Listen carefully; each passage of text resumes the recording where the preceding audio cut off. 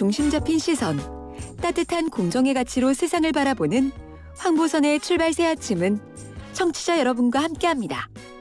짧은 문자 50원, 긴 문자 100원의 유료 문자 우물정 0945, 우물정 0945로 여러분의 목소리를 들려주세요. 유튜브 보이는 라디오 댓글창, YTN 라디오 앱 채팅창을 통해서 무료로 참여하실 수 있습니다. 오늘 하루를 풍성하게 채워줄 이슈를 깊이 있게 전합니다. 황보선의 출발 새 아침. 네, 자 이번에는요 경제 전 시간입니다. 파전 김씨는 아니고요. 경제부 조태현 기자와 함께합니다. 안녕하십니까? 안녕하세요, 조태현입니다. 예. 요즘 다들 어렵다 하는데 네네. 은행들만 뭐 좋은 것 같아요? 실적이 엄청나다고요? 3분기에? 네, 요즘은 좀 금융권들이 예. 아주 그냥 표정이 좋은 시기가 아닌가 싶은데요. 예. 금융감독원이 내놓은 국내 은행의 영업실적 통계 자료가 있습니다. 예. 이 국내 은행들이 지난 3분기에 이자만으로 11조 6천억 원의 이익을 봤어요. 이자만으로 네네. 10%요? 예. 이 1년 전과 비교하면 이자이익이 1조 3천억 원가량 증가했는데요. 올해 들어서 3분기까지 이자이익이 33조 7천억 원이었습니다. 반면에 비이자 수익이라는 게 있어요. 예. 그게 외환이나 파생상품, 뭐 증권, 수수료 이런 것들을 말하는데요. 수수료. 예. 네네. 이 부분은 대부분 1년 전보다 줄었습니다. 오히려 줄어들었고. 네네. 그런데 이자이익이 워낙 많이 나왔기 때문에 예. 전체적인 은행권의 순이익은 개선되는 모습을 보였고요. 예. 그러니까 이자 파티에 이은 실적 잔치였다 이렇게 볼 수 있겠습니다. 이자 파티, 실적 잔치. 그렇죠. 예. 이 이자 가지고요. 네. 왜 이렇게 대폭 늘어났습니까? 뭐 가장 큰 이유는 대출 총량이 늘었기 때문입니다. 예. 네, 대출금이 늘었으니까 자연스럽게 이자도 늘겠죠. 가계대출과 기업대출이 지난달 말 기준으로 보면은 예. 한 1년 전보다 각각 100조 원 정도 늘었어요. 그러니까 이만큼은 이자가 늘어난 거고요. 예. 아무래도 집값 폭등에 따른 영끌, 자산 투자 열풍에 따른 B2 같은 것들이 영향을 미쳤겠죠. 예. 다른 이유도 있습니다. 이 이자 이익이 나는 거는 예금과 대출의 금리 차이에서 발생합니다. 예대차라고 하는 거. 그렇죠. 네. 예대 말씀하신 대로 예. 예대금리 차이가 예, 확대되는 추세입니다. 지금 예. 보면 3분기에 보면은 예대금리 차이가 1.8% 포인트였는데요. 예. 작년 말과 비교하면은 0.08% 포인트 올랐고요. 최근 들어서 이 대출 금리는 더 빠르게 오르고 예. 예금 금리는 더디게 오른다는 점을 고려하면은 아마 더 벌어지지 않았을까 이렇게 추정됩니다. 이렇게 예금 금리는 그냥 놔두고 거의 0%처럼. 네네. 예. 대출 금리는 자꾸 올리는 이유가 뭡니까? 뭐 표면적인 이유는 역시 정부의 가계대출 관리에 부응하는 차원이라고 네. 볼 수 있겠습니다. 금리가 낮을수록 돈을 빌리려는 사람이 많아지니까 이 총량 규제 추세에 발맞춰서 대출 금리를 높이는 추세라고 볼 수 있겠고요. 예. 실제로 가계부채 총량 관리에 대한 압박이 거세진 뒤로는 은행들이 고객에 따라 적용하던 우대금리를 축소하거나 아예 폐지하는 모습을 보여주고 있습니다. 예. 사실 다른 이유가 더 큰데요. 이 대출 관리를 한다는 거는 은행 입장에서는 영업을 줄이라는 뜻입니다. 예. 그만큼 수익성이 나빠지니까 수익성 보장을 위해서 대출 금리를 높이는 추세라 이렇게 볼 수 있겠습니다. 그러니까요. 이거를 대출 금리 높이는 거를 금융 당국에서 네. 그냥 놔두는 거 아니겠습니까? 사실 대출을 좀 이거를 규제를 하려면 예. 대출 금리는 그대로 놔두고 그냥 총량만 줄이면 되는 거 아니에요? 근데 왜 이렇게 정부는 이 상황 어떻게 보고 있습니까? 일단 정부의 태도에도 문제가 없다고 할 수 없어요. 예. 지금 관리를 안 하고 있습니다. 좀 관리를 안 나쁘게 하고 이야기하자면은 있다. 수수방관하고 있다고 볼 수도 있겠는데요. 예. 예대 차익이 과도하다는 지적이 있다면서도 직접 개입하기는 어렵다는 입장을 밝히면서 계속 상황을 지켜보겠다고 설명했습니다. 예. 무책임한 태도라는 지적 많이 나오고 있어요. 금융당국에는 금융시장 전반을 관리하고 감독할 권한도 있기 때문인데요. 예. 문재인 정부 초기 때만 해도 2017년 3분기 때 예대금리 문제가 좀 불거진 적이 있습니다. 그때 금융당국이 현장 점검을 벌여서 결과를 공개하고 예. 감독원은 경고까지 했었거든요. 예. 대출 총량 규제라는 출발점에도 문제가 있다는 평가도 적지 않습니다.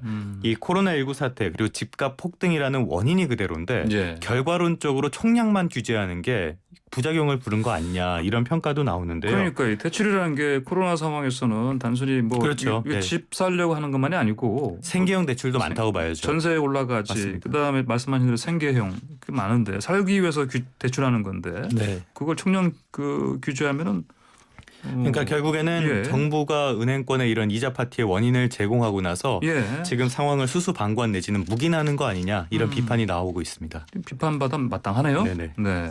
자, 이번엔 부동산 상황 보시죠. 문재인 정부 출범 이후에 그 다주택자 압박했었는데 오히려 거꾸로 늘어난 추세네요. 다주택자가? 네, 통계청에서 나온 내용인데요. 예. 지난해 기준으로 전국의 주택 수가 1년 전보다 한 39만 9천 가구가 늘었습니다. 개인이 소유한 주택 수가 1,596만 8천 가구인데요. 예. 주택을 소유한 사람이 1,469만 7천 명입니다. 여기까지 들으시면 눈치를 채셨겠지만 예, 예. 차이가 납니다.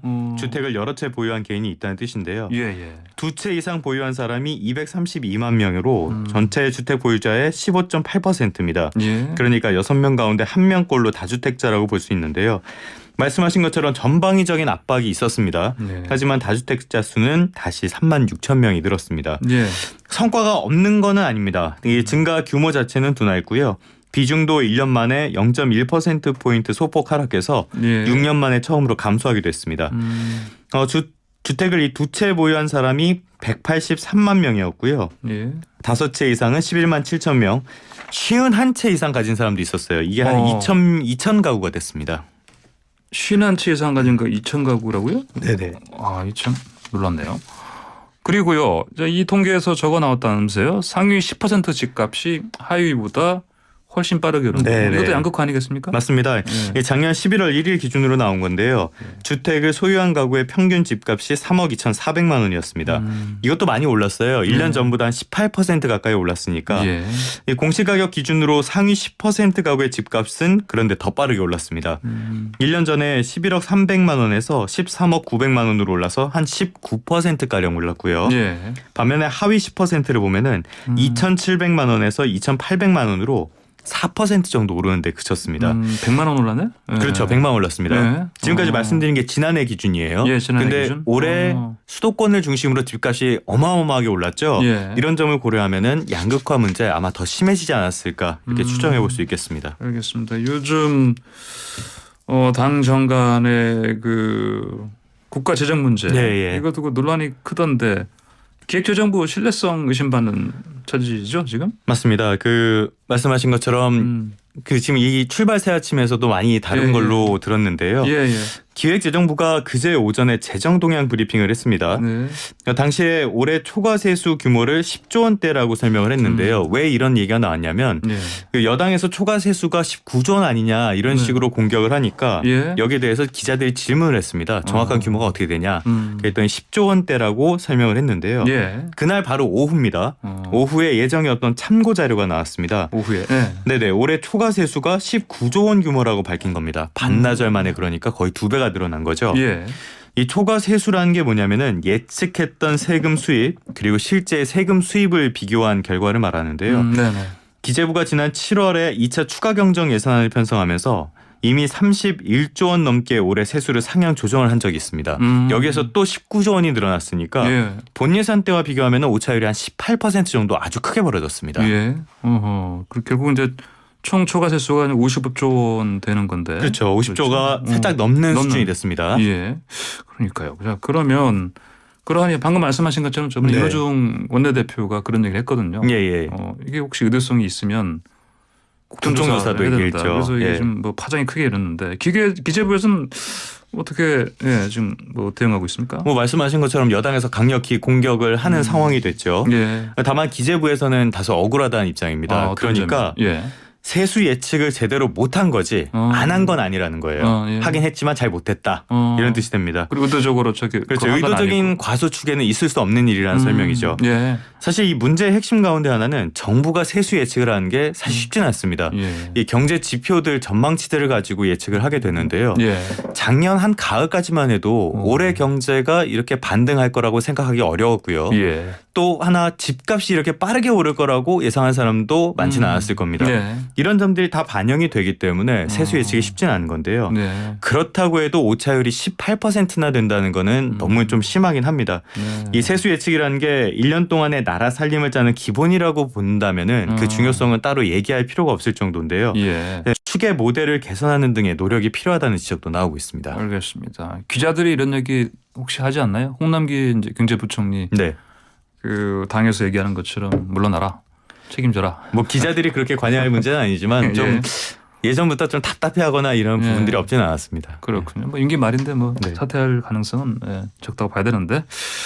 자, 오늘 말씀 여기까지 듣겠습니다. 고맙습니다. 네, 감사합니다. 지금까지 YTN 경제부의 조태현 기자였습니다.